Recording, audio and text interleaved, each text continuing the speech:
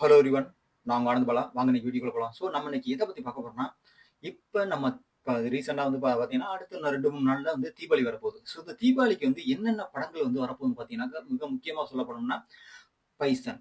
Bison இப்பதான் அந்த trailer வெளியிட்டிருந்தாங்க. இந்த ட்ரெய்லர்ல நெறைய விதமான ஒரு பேச்சுக்கள்லாம் போயிட்டு இருக்கு. அது மட்டும் இல்லாம நெறைய விதமான நெறைய பேர் இத பேசிக்கிட்டு இருக்காங்க. அடுத்து மாரி செல்வராஜ்னாவே அவங்க ஒரு இந்த மாரி ஒரு சோ சாதிய கட்டுப்பாடுல எடுத்திருப்பாரா படம். அது மட்டும் இல்லாம அவர் அரசியல பத்தியும் அதிகமா இதுல பேசியிருப்பாங்க.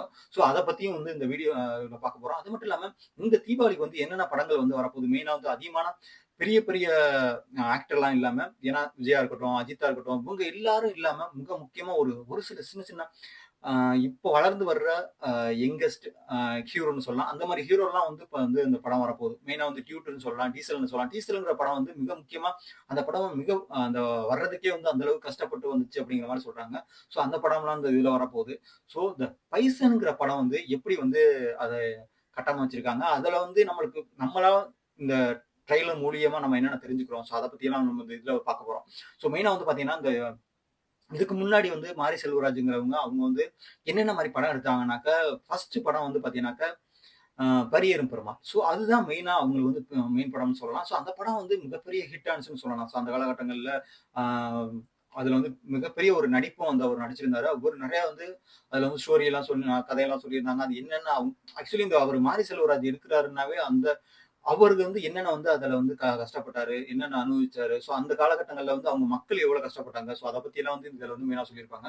நம்ம அடுத்து அவர் என்னென்ன படம் எடுத்தார்னாக்க, கர்ணன்ங்கிற படம் எடுத்தாங்க. அது தனுஷ வச்சு. அதுக்கப்புறம் மாமன்னன்ங்கிற வடிவேல வச்சு ஒரு படம் எடுத்தாங்க. அந்த படமும் மிகப்பெரிய ஒரு வெற்றி அடைஞ்சுன்னு சொல்லலாம். அந்த அளவுக்கு எல்லாமே பாலிடிக்ஸ பேஸ் பண்ணி தான் எடுத்திருப்பாரு. அது மட்டும் இல்லாம அங்க அவங்க ஊர்ல என்னென்ன நடக்குது, அவங்க மக்கள் எவ்வளவு கஷ்டப்படுறாங்க. அத பத்தியெல்லாம் இந்த இதுல மெயினா அவரு படங்கள்ல எடுத்து சொல்லியிருப்பாங்க. ரீசென்ட்டா ஒரு படம் எடுத்திருந்தாங்க, வாழைங்கிற படம். அந்த படமும் மிக முக்கியமா அந்த சாதிய கட்டுப்பாடுல தான் இருந்துச்சுன்னு சொல்லலாம். பட் இருந்தாலும் அவங்க என்னென்ன கஷ்டப்படுறாங்க, அந்த அந்த காலகட்டங்கள்ல இப்பவும் கஷ்டப்படுறாங்க. பட் இருந்தாலும் அந்த காலகட்டங்கள்ல எவ்வளவு கஷ்டப்பட்டாங்க. அத பத்தி அவர் மெயினா அதுல படத்துல எடுத்து வச்சாரு. இதுல மெயினா இந்த ஒரு இப்போ நம்ம இந்த பைசன்ங்கிற படத்துக்கு பார்த்தீங்கன்னா, மெயினா அவர் என்ன மாரி ஒரு கான்செப்ட் இருக்கிற மாரி தெரியுதுனாக்கா, ஒரு கபடிய பேஸ் பண்ணி தான் இருக்கு. இந்த கபடி ஸ்போர்ட்ஸ பேஸ் பண்ணி தான் இருக்கு. அந்த ஒரு ஏழ்மையான ஒரு பையன் எப்படி ஒரு ஸ்போர்ட்ஸ்ல பெரிய லெவல்ல வர்றான். அந்த பெரிய லெவல்ல வர்றதுக்கான எவ்வளவு ஒரு முட்டுக்கட்டையெல்லாம் இருக்கு. எவ்வளவு கஷ்டப்படுறான். அதுலேருந்து எப்படி மேல லெவல்ல வரப்போறான், வர்றான். ஸோ அங்க எவ்வளவு நெறைய விதமான ஸ்ட்ரகிள்லாம் பேஸ் பண்ணி தான் அதுல மெயினா வர்றாப்புல. அப்படி வர்ற ஒருத்தர் பார்த்தீங்கன்னா, எந்த லெவல் வரப்போறாங்கிறாங்க. அது மட்டும் இல்லாம இந்த மாரி செல்வராஜ்ங்கிறவங்க அவங்க யார பேஸ் பண்ணி எடுக்குறாங்கனாக்கா, இப்ப நம்மளுக்கு ஆனா இதுக்கு முன்னாடி யாருக்குமே தெரியாது. கபடி வீரர் ஒருத்தர் மிகப்பெரிய அர்ஜுனா அவார்டு வாங்கியிருக்காரா? அதாவது இந்தியாவுல அப்படிங்கிற மாரி. ஏன்னா நம்ம இந்தியா லெவல்ல பார்த்தீங்கன்னாக்கா, கபடியில ஒரு நல்ல ஒரு ஸ்போர்ட்ஸ் நான் சொல்லலாம். ஏன்னா வேர்ல்டு லெவல்லயே தமிழ்நாடு சாரி இந்தியன்ஸ் தான் பார்த்தீங்கன்னாக்கா, கபடியில மிக ஃபர்ஸ்ட் லெவல்ல இருக்காங்க. ஈரான், அதுக்கப்புறம் நம்ம ஃபர்ஸ்ட் இந்தியா, அதுக்கப்புறம் ஈரான் இந்த லெவல்ல இருந்துட்டு இருக்காங்க. அப்படி இருக்கும்போது தமிழ்நாடு தான் பார்த்தீங்கன்னா, அதிகமான கபடி வீரர்கள கொண்டதா இருக்கு. ஏன்னா, இப்ப தமிழ் தலைவாசலாம் இருக்காங்க பார்த்தீங்கன்னா, சென்னைக்கு. அந்த மாரி இருக்க மாரி, இப்ப நம்ம ஊர்ல இப்ப எங்க ஊர்லயே எல்லா ஊர்லயும் எடுத்துக்கிட்டீங்கன்னாக்கா, ஒரு ஃபங்ஷன் ஒரு திருவிழாவோ ஏதோ நடக்குதுன்னு வச்சுக்கங்களேன். தீபாவளி, பொங்கல் எல்லாத்துக்கும் ஒரு கபடி மேட்ச் மாரி வைப்பாங்க. அந்த டோர்னமெண்ட் மாரி வச்சு, பக்கத்துல உள்ள ஊர்கள் எல்லாரும் அங்க விளையாடுறதா இருக்கட்டும். எல்லாம் கபடியில அதிகமான ஒரு ஈடுபாடு வச்சிருந்த ஒரு தமிழ்நாட்டுல பார்த்தீங்கன்னாக்கா, அத பேஸ் பண்ணி இந்த ஒரு எடுத்திருக்காங்க. இந்த ஸ்ரீ கணேசன் அப்படிங்கிறவங்க பார்த்தீங்கன்னாக்கா, இவங்க 1995 டூ 96ல கபடி வீரரா இந்தியாவுல விளையாடக்கூடியவர். அப்படி விளையாடக்கூடியவர் எவ்வளவு ஒரு கஷ்டப்பட்ட ஒரு நிலைமையிலிருந்து மிகப்பெரிய ஒரு லெவலுக்கு ஒரு அர்ஜுனா அவார்டு வாங்குற அளவுக்கு மிகப்பெரிய லெவல்ல வளர்ந்திருக்காரு. அத பத்தி இதுல மெயினா சொல்லியிருக்காரு அப்படிங்கிற அது மட்டும் இல்லாம இது இந்த இந்த படத்துல மெயினா பார்த்தீங்கன்னாக்கா, அதிகமான பாலிடிக்ஸ் பேச போதா?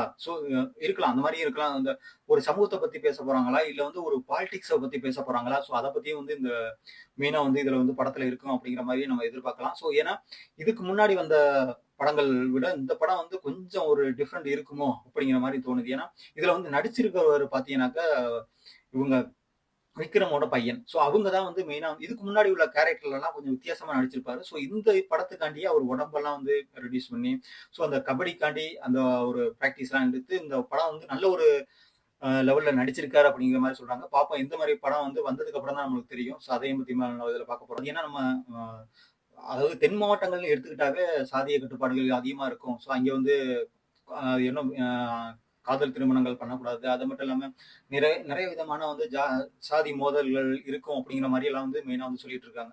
ஸோ அத மேபி அத பேஸ் பண்ணி இருக்கலாமோ! அந்த மாரியும் வந்து சொல்லப் போறாங்க. இதுல வந்து மெயினா வந்து பார்த்தீங்கன்னாக்கா, லால் நடிச்ச வெங்கடேஷ் பண்ணையார். ஸோ இந்த உங்களுக்கு தெரியும் ரீசென்ட்டாவே அந்த தென் மாவட்டங்கள்ல வந்து பார்த்தீங்கன்னாக்கா, இந்த வெங்கடேஷ் பண்ணையார்ங்கிறவங்க மிக முக்கியமா அந்த மக்களுக்கு வந்து எவ்வளவு வந்து அவங்க மக்களுக்காண்டி வந்து அவர் வந்து வாழ்ந்துட்டு போனாங்க. ஸோ அது மட்டும் இல்லாம இப்போ வந்து அவங்க வெங்கடேஷ் பண்ணார அதிகமா வந்து அவங்க போற்றிக்கிட்டு இருக்காங்க. ஸோ ஏன்னாக்கா அவர் வந்து அந்த அளவுக்கு வந்து அவங்க மக்களுக்காண்டி வந்து உழைச்சவரு. ஸோ மக்களுக்கு வந்து ஒரு நியாயம் எதா இருந்தாலும் அவங்க வந்து முன்னாடி போய் நிப்பாங்களாம். ஸோ அந்த அளவுக்கு உள்ளவரு பார்த்தீங்கன்னாக்கா, இதுல நடிச்சிருக்கவரு பார்த்தீங்கன்னாக்கா லாலுங்கிறவங்க. ஸோ இந்த கேரக்டர் மேபி வந்து எப்படி இருக்க போகுது அப்படிங்கிற மாரி ஒரு இன்ட்ரஸ்டிங்கான ஒரு இதா இருக்கு. அது மட்டும் இல்லாம பார்த்தீங்கன்னா, இதுல இன்னொரு ஒரு கேரக்டர் நடிச்சிருக்காங்க. அதாவது வெங்கடேஷ் பண்ணாயர் மாரியே வந்து இன்னொரு ஒரு மிக முக்கியமான ஒரு தலைவர் வந்து இதுல வர்றாரு. அவர் யாருனாக்கா இதுல வந்து பாத்தீங்கன்னா, அமீர் நடிச்சிருக்காங்க அந்த கேரக்டர்ல.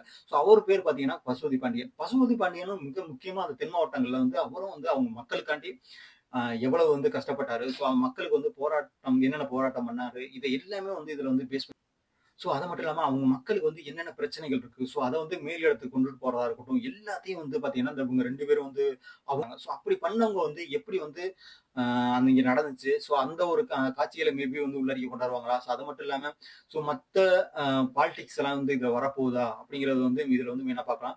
இதுல வந்து அரசியல் மட்டுமே பேச போறாங்களா? இல்ல வந்து ஜாதிய பத்தியும் பேச போறாங்களா? இல்ல எதுவுமே இல்லாம ஸ்போர்ட்ஸ மட்டும் பத்தி இதுல வந்து பேச போறாங்களா? அப்படிங்கிறத வந்து இதுல மெயினா பார்க்க போறோம். இதுல வந்து யார் புரொடியூஸ் பண்ணியிருக்காங்கன்னு பார்த்தீங்கன்னாக்கா, ரஞ்சித் தான் பண்ணியிருக்காங்க. ஸோ அவங்க இந்த இப்ப ரீசென்ட்டா இந்த இசை வெளியீட்டு விழாவிலயும் வந்து அவங்க பேசினதா இருக்கட்டும், இதுல வந்து மெயினா வந்து நெறைய இது பேசிட்டு இருந்தாங்க. ஸோ அப்படி இருக்கும்போது, இப்ப அவங்களோட புரொடக்ஷன்ல வந்து மாரி செல்வராஜ் இயக்கம் வந்து இப்ப இயக்கியிருக்காங்க அந்த படம். ஸோ இந்த படம் வந்து நம்ம வந்து கண்டிப்பா எப்படி திரைக்கு வரும்போது நம்மளுக்கு வந்து எப்படி இருக்க போகுது அப்படிங்கிறத வந்து மெயினா வந்து பார்க்கலாம். ஸோ அது மட்டும் இல்லாம இந்த படத்துக்கு வந்தோனே அதுக்கப்புறம் வந்து நம்ம ஒரு ரிவ்யூ போடலாம். அந்த படம் எப்படி வந்திருக்கு அப்படிங்கிற மாரியும். ஸோ இதுதான் வந்து பார்த்தீங்கன்னாக்கா, இந்த அர்ஜுனா அவார்டு வாங்குனாங்க பார்த்தீங்களா? ஸோ அவங்கள வந்து பேஸ் பண்ணி இருக்குமோ? அப்படின்னு சொல்றாங்க. இப்பதான் இந்த மாரி ஒரு ஆள் இருக்காருங்கிறதே வந்து தமிழ்நாட்டுல தெரியாது. ஸோ அந்த அளவுக்கு வந்து இப்ப இந்த படத்து மூலியமா அவரோட பேர் வந்து வெளியில வந்திருக்கு. இது ஒரு நல்ல விஷயம் தான். பார்ப்போம் என்ன மாரி படம் வந்து வரப்போகுது அப்படிங்கிறது. வாங்க அடுத்த வீடியோல பார்ப்போம். நான் உங்க ஆனந்த் பாலா. பாய்.